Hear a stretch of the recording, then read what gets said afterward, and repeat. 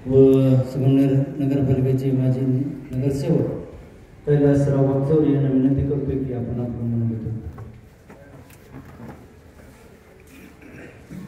आजच्या सभेचे अध्यक्ष विरोधिया व मंचावर सगळे उपस्थित मान्यवर, समोर बसले सर्व बंधू आणि भगिनींनो,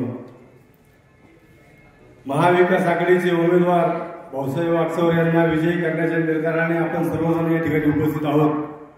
गेली 8-15 दिवसापासून अनेक प्रकारच्या अफवा पसरवल्या जात आहे. आज तर काही बातम्या पण आल्या तर बाळासाहेब थोरातांची सर्व टीम दक्षिणेत गेलेली आहे आणि एकही माणूस भाऊसाहेब वागचौरे संघ नाही. तर त्यांना सांगायचंय, कृपया करून आपले डोळे जर असतील तर आपण नीट व्यवस्थित पाहावा, बातम्या द्यावा. चुकीच्या बातम्या देऊन आमचं मनोधैर्य खच्ची करण्याचा प्रयत्न करू नये. कारण आता भाऊसाहेब वागचौरेचा विजय जवळजवळ निश्चित झालेला आहे. मित्रांनो, आज तुम्हाला खोटं वाटेल का लोखंडेच्या सभेला राहुरीहून काही लोक आले होते का ज्यांची ओळख नाही पाळख नाही, ते 200 रुपये रोजाने आले होते आणि त्यांच्यात वाद चालले होते का आम्हाला 400 रुपये ठरवले, 200 रुपये दे.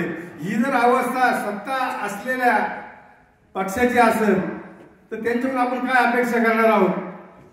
आपल्याला माहित असेल का या देशामध्ये उद्धव ठाकरे असतील, शरद पवार असतील, तो बाळासाहेब थोरात असतील, या तिघांनी जी महाराष्ट्राची धुरा आज उचलली आहे त्याच्यावर अख्खा देश या तिघांकडे मोठ्या आशेने पाहत आहे.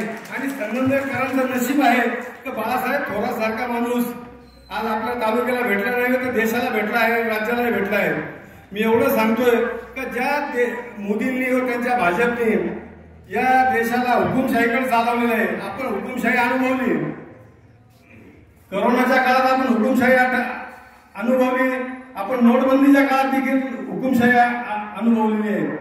मित्रांनो, तुम्हाला सांगतोय काल आमच्या संघ आमचे साळगट वकिलांचे चिरंजीव होते डॉक्टर साळगट, त्यांनी कोरोनाच्या बाबतीत इतकं व्यवस्थित भाषण त्या ठिकाणी केलं का तुम्हाला वाटेल का त्यांनी आम्हाला नंतर सांगितलं का भाऊसाहेब वागचौरेला सांगा का तुम्ही लोकसभेत गेल्यानंतर पहिले कोरोनाच्या काळामध्ये जे चुकीचे औषधं केंद्र सरकारने दिले व जे लोक अपंग झाले, आज लोकांचे खोबे गेले, मणके गेले, अनेक जणांना अनेक प्रकारचे आजार जडले, साहेब पहिली त्याची चौकशी झाली पाहिजे.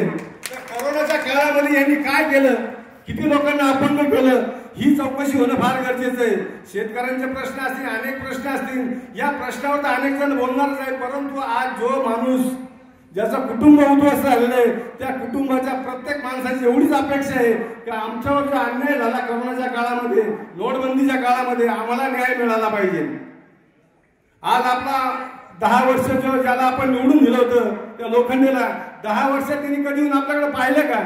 अहो, ज्या खासदाराने आपला खासदार निधी म्हणजे 5 वर्ष संपून पुढच्याही 5 वर्षाचा दिला होता, इतके खासदार निधी वाटले. आत्ताच आपल्या मित्रांनी सांगितलं की आमचा निधी अशा प्रकारे गेला. असे अनेक निधी ज्यांनी वाटले, निधी वाटून हे थांबले नाही. यांनी स्वतःच्या जे पगार मिळायचे संसदेचे ते पगार देखील मंदिरांना आणि संस्थांना दिले.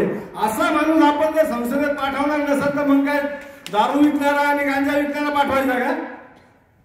आज लोक आपल्याकडच्या अपेक्षेने पाहू राहिले का हा उमेदवार हा गेलाच पाहिजे, कुठल्याही परिस्थितीत त्या ठिकाणी गेला पाहिजे आणि जेणेकरून आपले प्रश्न सोडवले पाहिजे. म्हणून मी आपल्या सगळ्यांना विनंती करतो की ज्या माणसाने लोकांच्या खिशात हात घातला व कार्यकर्त्यांचे पैसे काढले त्या लोखंडेने, याला मत न देता आपण फक्त भाऊसाहेब वागचौरेला मत द्यावा एवढी आपल्या सर्वांना विनंती करतो. त्यांची निशाणी आहे मशालचं 1 नंबरचं बटन दाबून त्यांना विजय करशाल याची अपेक्षा ठेवून थांबतो. जय हिंद, जय महाराष्ट्र.